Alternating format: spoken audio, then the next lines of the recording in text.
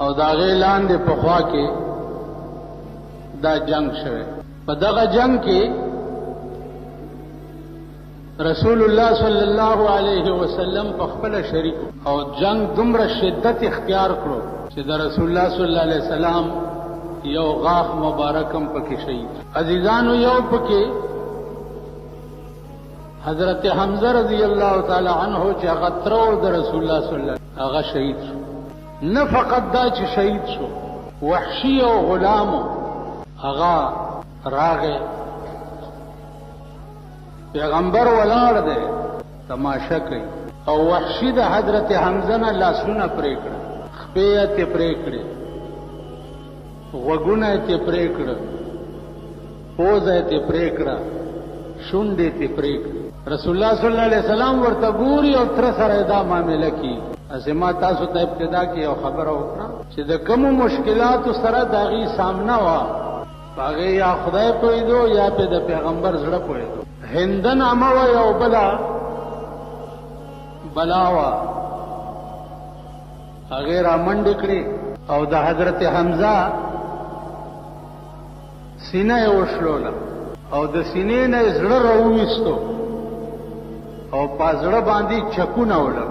دا منظرم پیغمبر کتو چې د احد په میدان کې تر سره دا معاملہ و. حضرت حنظله یو صحابیو پوندغه شپه داغه واده شوی د شپې د کټ نه ټوپوال ا دړمبې شپې ناوي ورته وای چې څه چلو شو، خوب کې ویری دي چې نه خیر شه وازه چې پچا عاشق ما امه په وینو رنگ ولیدو او صادر واغستو روان شو. خپل ناوي ورته وای چې حنظله ته خو جنگ ته روان شوې او ته ما خو پرانا کې لیدلې هم نه کتال ته شهید شوې، زبد قیامت پورستا کم ځای کې لټوما. حضرت حنظله د خپل لستونه وشلولو او ورته وی چې بیبي د قیامت په ورځ د پیغمبر د نشان لاندې هغه کې ګورا چې د چا لستونه شلیدلې دا بستا خاوند د یو ټکی تلک خیال وکړي. چې بیبي ورته وی ته خو ما پرانا کې لیدلې هم نه، اوس د خپل زمانه ته وګورئ او د خپل وخت ته وګورئ او د خپل وخت ظلمو ته وګورئ او د خپل مخ ناویانو ته وګورئ. قبل اورد راته یو سړی ویل چې زما د زوی وادو کلب ترانلې نال سوکو پکې وای بس زنانه وی او سړی وو کلب کې روټایو. نو نن په شادي حال او په کلبونو کې ودونه چې دي سړی او خزه ګډوډ پکې ناس او حنظله ته خزه وای چې ته خو ما پرانا کې لیدل هم نه، زب په قیامت کې تا چرته لټو. حنظله چې جنگ تلاړو شهید شو. رسول الله صلی الله علیه وسلم په جنگ کې حکم وکړو چې جنگ کلار شو چې دا شهیدان څومره چې دي ته غسل مو ورکوي او مکفن ورغوندي دی به بغیر د غسل او بغیر د کفن نه دا د وینو په جامو کې خخاوي. یا رسول الله ولی وې د قیامت په ورځ چې دوی را پاسي نو د دوی دا ویني او دا زخمونه به د مشک او د عنبر په شان بوی کوي او داسې بوی بکئی چې ټول د قیامت من دنیا به معطر کړي. صحابو چې دا خبره واورېده نو هغه فرمایل چې کاش شهید چې د خپل شهادت رتبه وګوري په قیامت کې نو دې به دا تقاضا وکړي چې ثم احیا ثم اقتل ثم احیا ثم اقتل ثم احیا ثم اقتل. کاش چې زه ژوندی کېدی او بیا قتل کېدی، بیا ژوندی کېدی بیا قتل کېدی، بیا ژوندی کېدی او بیا قتل کېدی. د شهید بدن ته د قبر دنیا چې دا هغه نزدېکت ناجایز دی چې شهید چې په کوم حالت کې خودې شي هم په دې حالت کې به تر قیامت پورې پروت او قیامت کې به هم په دې شکل کې را پاسي. رسول الله صلی الله علیه وسلم چې فرمایل چې غسل مو ورکوي د شهداء احد ته، نو جبرائیل علیہ السلام راغی و الله فرمایي چې په دې شهیدانو کې یو شهید دی هغه ته به غسل ملائکه ورکوي.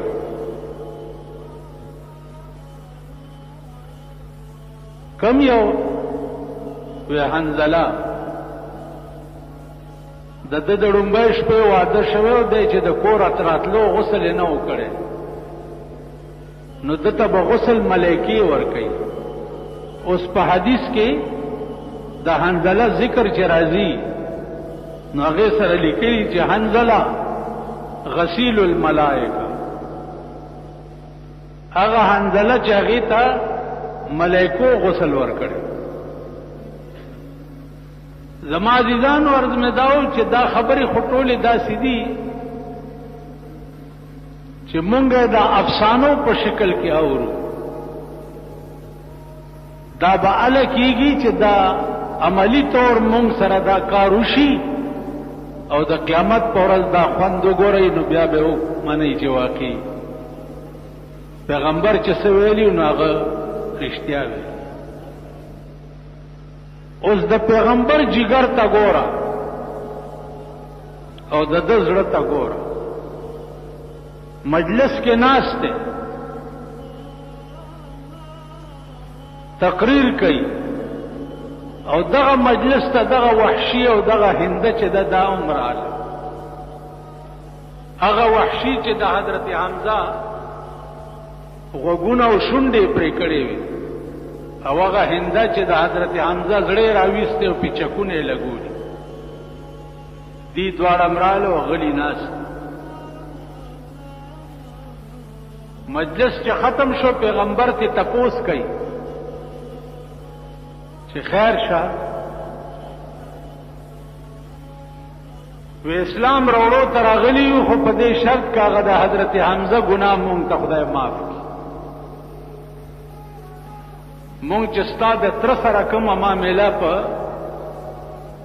احد کې کړی دا کدا مونږ ته معاف شي. رسول الله صلی الله علیه وسلم ورته فرمایي چې کدا سه واقعیا تاسو د حمزه په ځای د ډیرو خلکو سره کړی وې، د توبې دومره لوی کور دی جواب هم درته نن خدای معاف کړي، او تاسو چې اسلام راوړو نو په اسلام راوړو باندې د حضرت حمزه سره چې څه واقعیا تاسو کړی و هغه درته نن الله معاف کړ. څوک به وکړي داسې که یو سړي داسې بد تا سره کړي او هغه راشي او تا ته مخکې کینی او توبه وباسي، مونږ به داسې وکړو؟ اوس دا څنګه قسمه جګړه چې د چا د پیغمبر په شان نه وي مسلمان کې دی شي. نو د دې وجه نه عزیزانو ډېر خیال کوئ، د فتنې زمانہ ده، هر قسم فتنه چې دا هغه د ځمکې سر ته راغلې ده. که د ښځو فتنه وګورئ الله دې امان راکړي، که د جنکو فتنه وګورئ الله دې امان راکړي، که د زړو فتنه وګورئ الله دې امان راکړي، او که د ځوانانو فتنه وګورئ الله دې امان راکړي. عرض مې دا دی چې مرو خو به مرو، خو خفه په دې ما چې د مرګ نه وروستو هغه ځای ښه کولو دپاره م څه کار نه دی کړی. چې د مرګ نه وروستو عمر چې دی هغه پیښه شي، د دې د عمر خو یا ستا 80 کاله ده یا 80 کاله ده یا 80 کاله، هغه عبدالآباد دپاره عمر چې دی هغې دپاره مونږ په دې 50-60 کاله کې هېڅ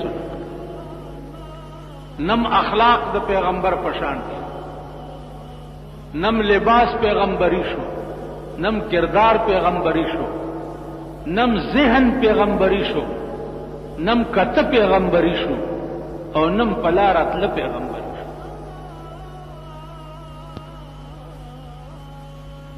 اوس د پیغمبر متعلق قرآن دا فیصله کړی ده چې ستاسو هر ادا چې ده هغه به د پیغمبر پشانی، هر ادا الا به زرا دي کېږي، خوراک به د پیغمبر پشان، لباس به د پیغمبر پشان، پلار اتلل به د پیغمبر پشان، خبره به د پیغمبر پشان. قرآن کې وګورئ وَإِنَّكَ لَعَلَى خُلُقٍ عَظِيمٍ. الله وی چې پیغمبر استا پشان اخلاق ما په خپل خدای کې چاته نه دی ورکړي، ستا غوندې خوې ما په خپل خدای کې چاته نه دی. دین لوی خوې بل څه کې دی چې د سړی په مخ کې د چا د ترنه زړه راو باسي او پیچکونه ولګي او هغه ته وایي چې ما معاف کړی او خدای معاف کړی. دین لوی اخلاق او دین لوی کردار بل څه کې دی. نو عزیزانو که دا قسمه کردار زمونږ نه او دا قسمه کرتوت زمونږ نه نو آخرت زمونږ تباه دی، هغه جهان زمونږ تباه دی، عمر لبه تباه او عمر لبه جاړی. که په خلکو اعتبار کې چې دا مې زامن دي او دا مې رونه دي او دا مې دوستان دي او دا مې اشنایان دي او دا مې ډله ده او دا مې پارټي ده، خپل چې دی واخلي التا دی کېږدي، ښه دې سنبال کا بیا درنه لېږدي. خپل چې دی واخلي التا دی کېږدي، خدی سنبال کا بیا در نلیگ دی، در تبراشی د قهر ریگ دی، تک یاد خدای شاپ گورستان کے. در تبراشی د قهر ریگ دی، تک یاد خدای شاپ گورستان کے. سترگی بنا کړه پلار سمزا، غماست شاکړه تر نه پسنګزا. سترګي بنا کړه پلار سمزا، غماست شاکړه تر نه پسنګزا. هرست ډیر دی ستی نه کم کړه چشمان درون کا پخپل گریوان کې. هرست ډیر دی ستی نه کم کړه چشمان درون کا پخپل گریوان کې. توتیان فنا شو لاړ لرمان کې، سترګې مې نم کا په هر زمان کې. څه قسم خلق در نه لاړ، داسې خلق لاړ چې لار به پې ښه ښکاري، لار به پې ښه ښکاري. اوس داسې خلق پاتې دي چې په لار رواني لار پې بد ښکاري. که شکل ته ګوري، که لباس ته ګوري، که خبرو ته ګوري، که چال ته ګوري، اوار به ګډي، اوار ګډي. ما ډېر ملکونه کتلي دي خو ما داسې ډم قوم په دنیا کې نه دی کتلی لکه د دې ملک کې.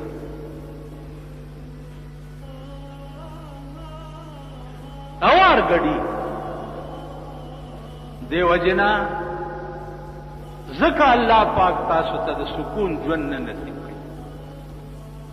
په 50 کاله کې در باندې الله داسې بلا راولي چې الله دې امان راکړي. اوس نواز شریف در باندې الله داسې بلا راوستې ده چې وایي په داسې